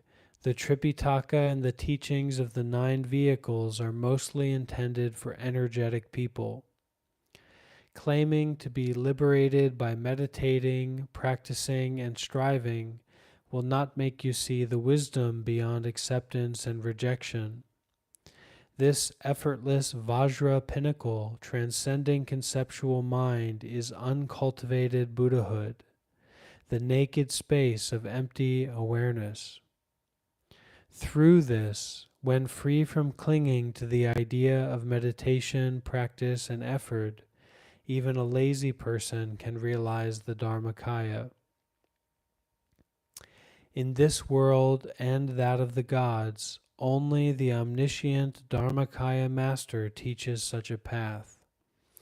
Among all the existing Dharmakaya teachings, the Dharmadhatu treasury is the essence of the Dharma. In this world, such an eminent text is liberation through seeing, as well as through hearing and recollecting. Whoever connects with it is a future Buddha. If you realize it, you are a Buddha of the present. As the power of the blessing lineage is unbroken, you will receive the wisdom of the true lineage through his entrusted intention. Sealed with his entrustment to future disciples, it is equal to meeting the omniscient Master in person. Though you may not understand the exact meaning of the words, if you have devotion, you will receive the wisdom of the blessing lineage. The precious word empowerment is received by reading this text, and it grants the empowerment of awareness display. When weary, fearful, or tormented by sorrow, if you read this text, the wisdom of great joy will arise. Delighted and joyful, your mind will be bright and clear, and your confused perception will immediately collapse. If you read this text when your delight expands and great bliss blazes forth, your clinging to joyfulness will collapse. All-pervasive intrinsic space is free from distinctions like accepting. Thus you are taught the profound realization of the omniscient Master. When striving and clinging to this life torments you, read this text and your fixation on solid reality will fall apart. With a wide open mind, whatever you do is fine. Free from the ties of hope and fear, your meditation is spontaneous. It is the middle way. It is also the paramitas. It is the cutting as well as the pacification of suffering. It is Mahamudra and also Dzogchen. Embodying all teachings, it surpasses them all. If you are a child who follows the omniscient master, never separate yourself from this text. It is sufficient to rely only on this permanent companion of awareness. I swear there is no lasting shelter superior to it. For now your mind will be at ease, and in the end you will achieve Buddhahood. Unhurt by striving, your mind's ties will come undone, calming you in elation and consoling you in sorrow. Such an excellent text never deceives. Put it into a melody. Sing it as a song. It is composed in verse, so read it until you can chant it freely. If you never part from it, your deluded samsaric experience will collapse. When you receive the blessed lineage, the vital point of realization, indescribable wakefulness will dawn within you. When you see the true face of the omniscient Dharmakaya Master, your happiness will be unceasing in the state of basic bliss. Besides reading this text, you need no other practice, as it is the essence of both meditation and sadhana. As long as you read this excellent text, the realization of Dharmakaya arises spontaneously. Therefore, do not harbor a lot of restless striving. Just read these eminent texts with a free and easy mind. Decide that nothing is more profound than the meaning they express. Then rest in the state of naturalness. You need not struggle and concentrate, seeking the meaning of the words, as in scholars' treatises which are so hard to understand. Just mingle your mind with the text in the state of naturalness, and naked openness will occur unimpededly. This is the pointing out instruction. This is your innate wakefulness. This is the instruction of the omniscient Master. It is the expressed meaning as well as the true empowerment. It will also suffice as the essential practice. Whether or not you comprehend the definitions and connotations, whether or not you understand the profound meaning, whether or not you discover the final and innermost intent, cut your hope and fear and read in the state of non-distraction. Read it again and again. Read it while mingling it with your experience. Mingle the text with your mind and seal your mind with these scriptures. Chant with a joyful melody in this state of unity. The power of devotion will blaze forth and the wisdom of realization will dawn. Pay heed. This is the essence of the essence. There is no deepest of the deep apart from this. It is a treasury of blessings, the essence teaching. It is the teacher in person, the Buddha placed in the palm of your hand. Even if I were to extol its virtues for eons, the inspiration of my narrow mind would not be exhausted. It is needless to mention the eloquence of other wise beings. There is no excellent path superior to this that delights the noble ones. Pay heed, such a precious gemstone. Now while you have the fortune of leisure in which to read it, why feel sad even if you have to remain in samsara? Is it not sufficient to have devotion and a wide open mind? dear friend, when reading this text, resolve your mind on this in a free and easy state. Right here, relax your striving and restless mind. Right here, cut your striving for many other teachings. What is the use of so many interesting philosophies? What is the use of so many profound instructions? What is the use of so many elaborate practices? What is the use of so many dry explanations? This itself is the free meditation of simple rest. This itself is the carefree happiness of self-liberation. This itself is the good book of knowing one that frees all. This itself is the instruction of one bridge to cross 100 rivers. Don't leave this at home and search for it elsewhere. Don't throw away the core and gather the peels. Don't abandon the effortless to accomplish it through striving. Don't cast away non-action to busy yourself with activity. Once you take birth in the bloodline of the omniscient Master, this excellent text is your deserved legacy. This is the eminent path laid down by your forefather. If you want to feel at ease, this is where you should do it. Pay heed, thanks to the three lineages. What good fortune to meet this excellent text. What a boon to be able to practice this eminent path. The Buddha is within you, how true that is. On this eminent path that gladdens the victorious ones, mingle your mind with the Dharma, dear friend. This is my heart advice. Imprint it in the core of your heart. If you keep it there, it will be of some use. I, the careless and useless Uncle Tatter, have no wish to explain mere words I haven't realized myself. But for sure I have gained confidence and a little experience in the writings transmitted by the omniscient Master. Ablaze with the 5 poisons, I roam about enslaved by distraction.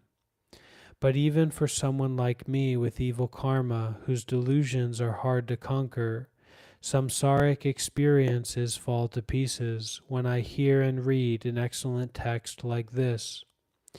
Therefore, when you and someone with good fortune and pure samaya like yourself, who are stable-minded and have but a few of the 5 poisons, read this text, you will surely attain the supreme wisdom of the blessing lineage.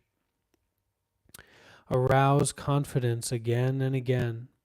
Whoever is touched by the blessed brilliance of the omniscient Master, a perfect Buddha, it is true, and one can directly perceive that understanding and liberation are simultaneous. Thus the omniscient Master is the ancestor of hundreds of Siddhas.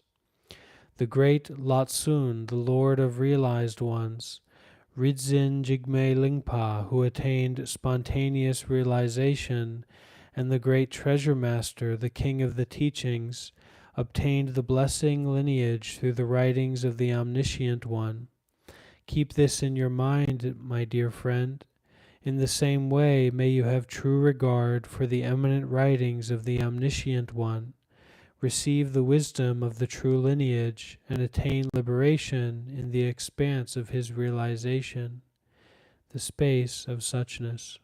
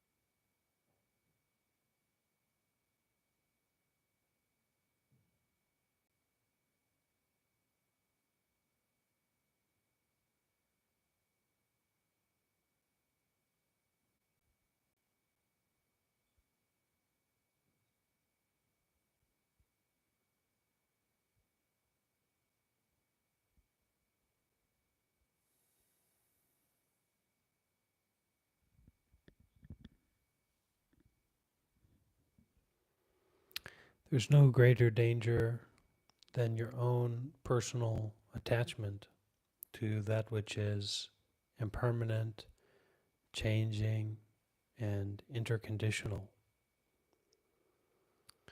So, if you want no danger, you better get a hold of that text that you spoke so brazenly about, and you better recite it and get yourself inspired to receive the blessings.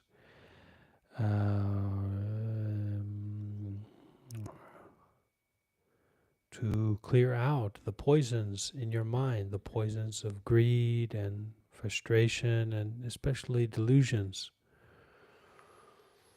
deep delusions.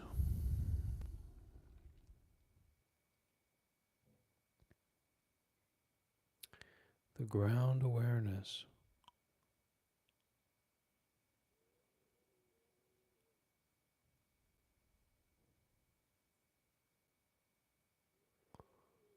Okay, another Dzogchen prayer.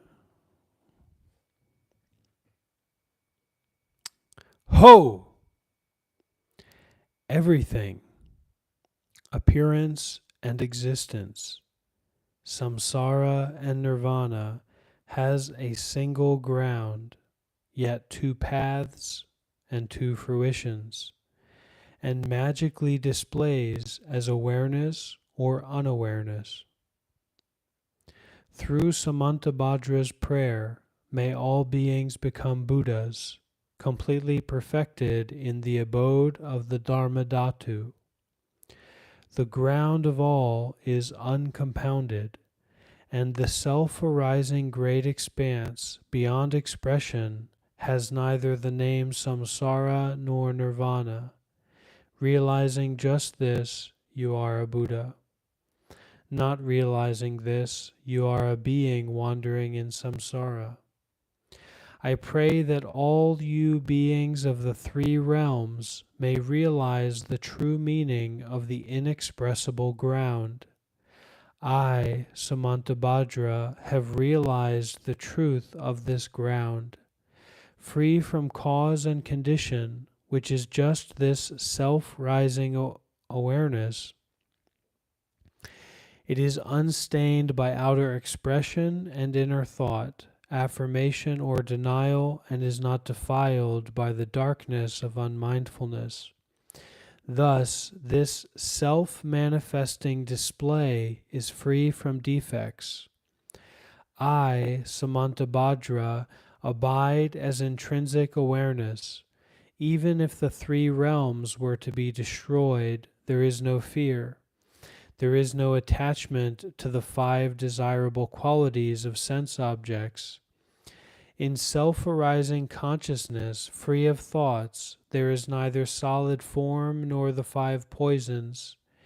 In the unceasing clarity of awareness, singular in essence, there yet arises the display of the five wisdoms. From the ripening of these five wisdoms, the five original Buddha families emerge, and through the expanse of their wisdom, the 42 peaceful Buddhas appear. Through the arising power of the five wisdom, the 60 wrathful Harukas manifest. Thus, the ground awareness is never errant or wrong. I, Samantabhadra, am the original Buddha of all. And through this prayer of mine, may you, all beings who wander in the three realms of samsara, realize this self-arising awareness, and may your great wisdom spontaneously increase. My emanations will continuously manifest in billions of unimaginable ways, appearing in forms to help you beings who can be trained. Through my compassionate prayer, may all you beings who wander in the three realms of samsara escape from the 6 life forms. From the beginning, you beings are deluded because you do not recognize the awareness of the ground, and are thus unmindful and indecisive, which is the very state of unawareness, the cause of going astray. From this delusive state comes a sudden fainting away and then a subtle consciousness of wavering fear. From that wavering there arises a separation of self and the perception of others as enemies.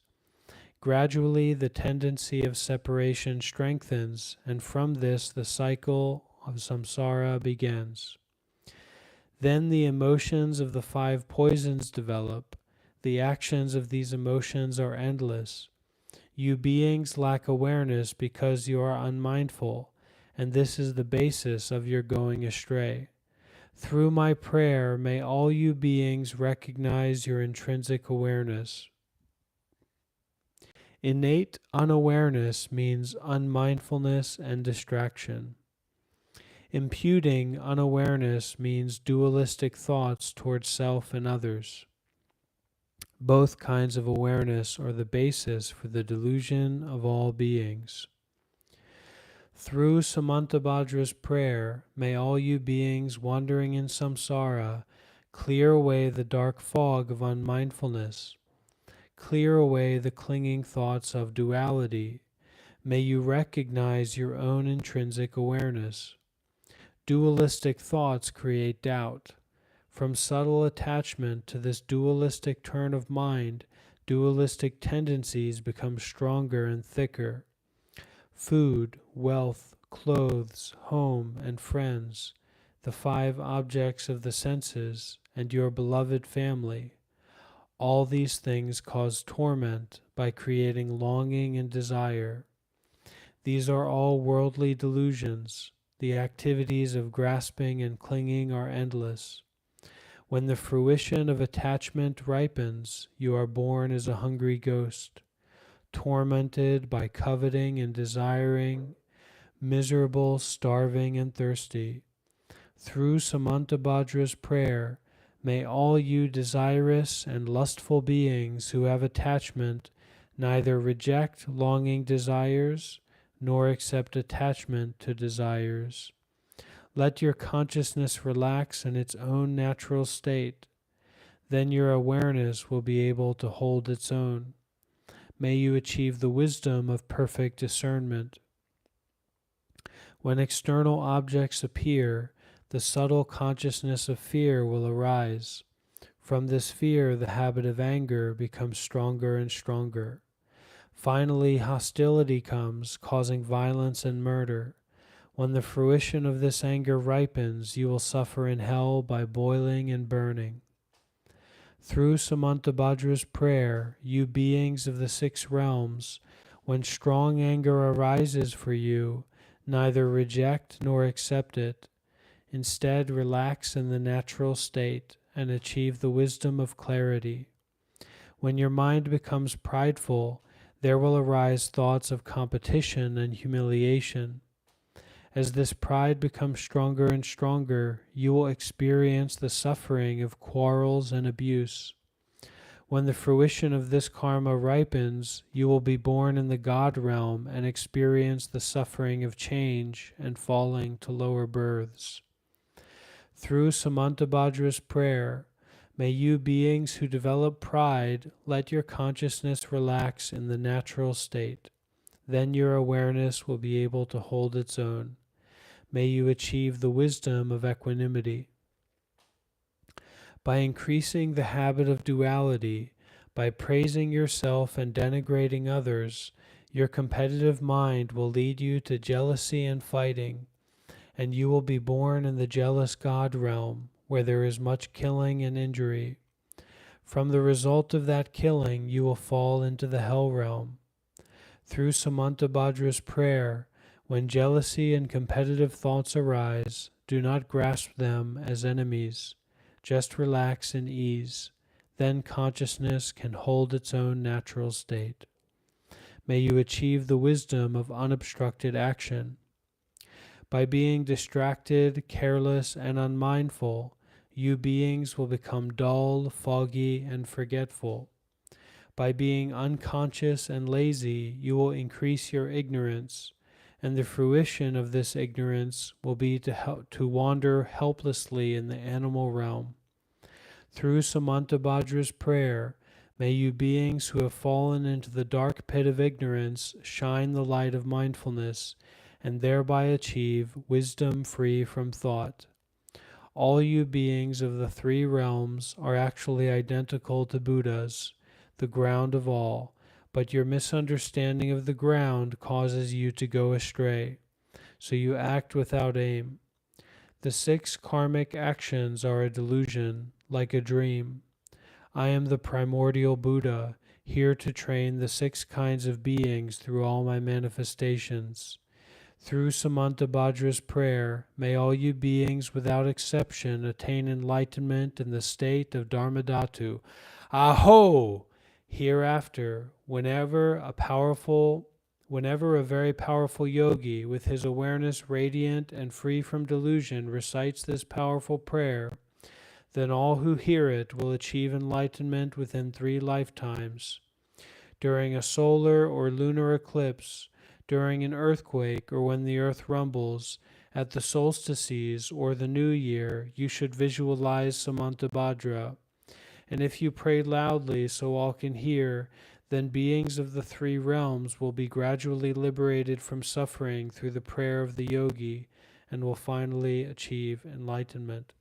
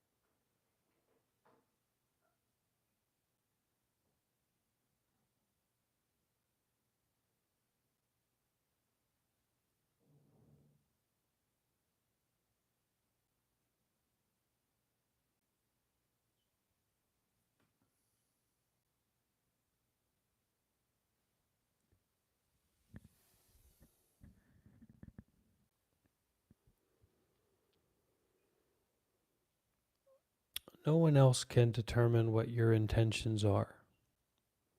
So, the basic practice of meditation is for you to look at your own mind and stop thinking about what other people are doing. Stop thinking about why other people are doing what they're doing.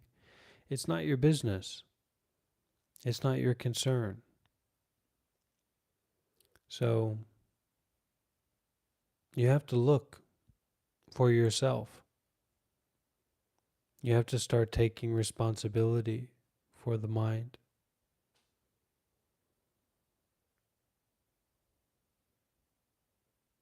You're not a representative, and you're not here to share your opinion or your idea.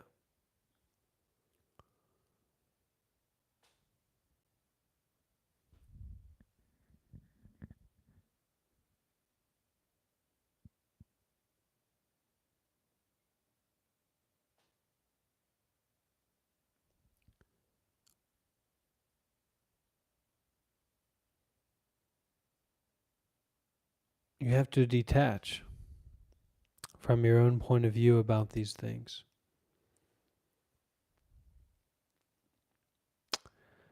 Ati Yoga, Padmasambhava.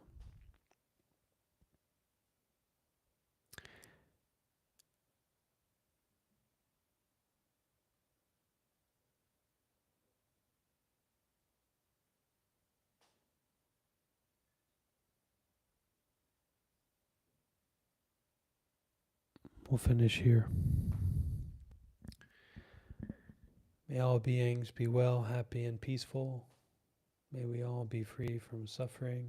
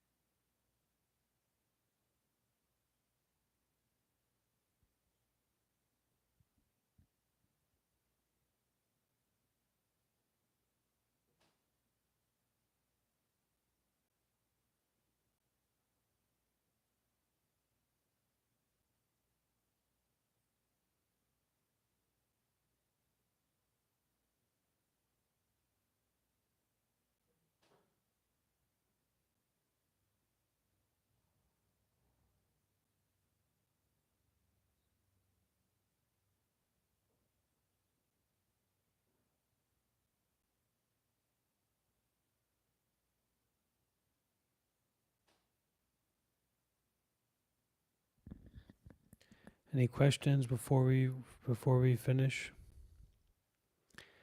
Hey there, fella. Everything's going good. It's good to hear from you. I messaged you on Roblox, but I don't know if you got it.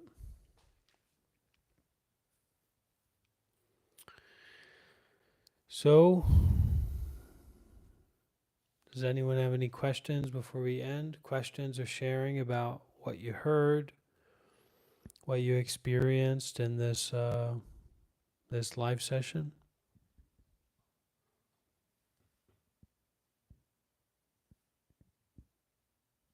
And you can tell Farah, I saw today, I saw some,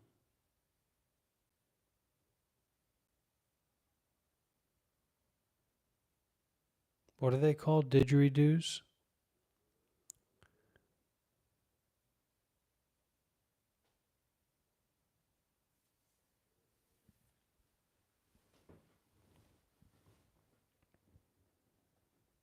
Yeah, I saw some capybaras at the shops.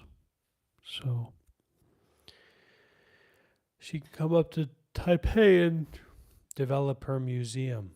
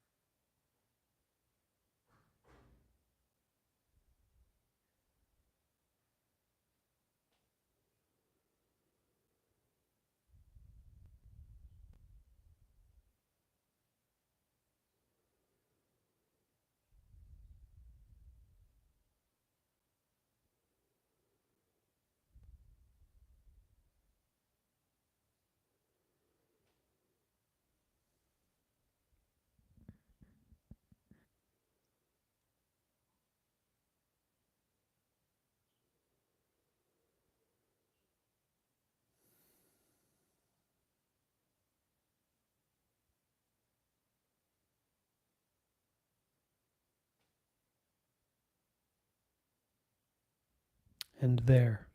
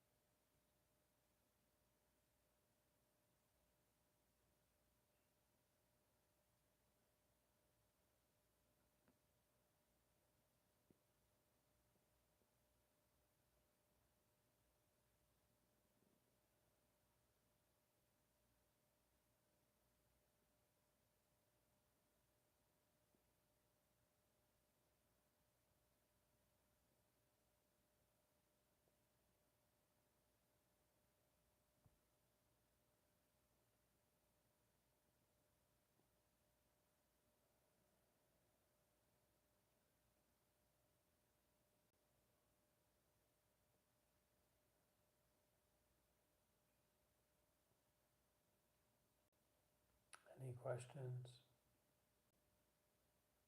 comments, sharing experience?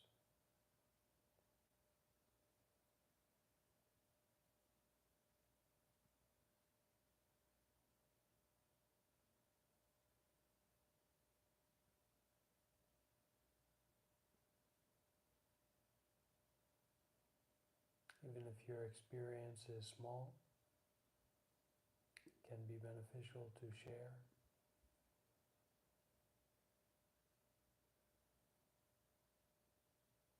Same with a question.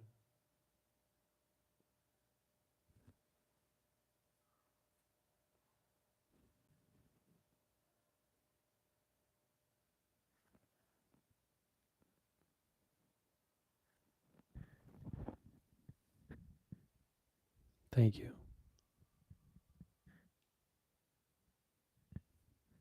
You're on my YouTube channel and you're here in this moment. What could be a more suitable place to learn meditation from me than that?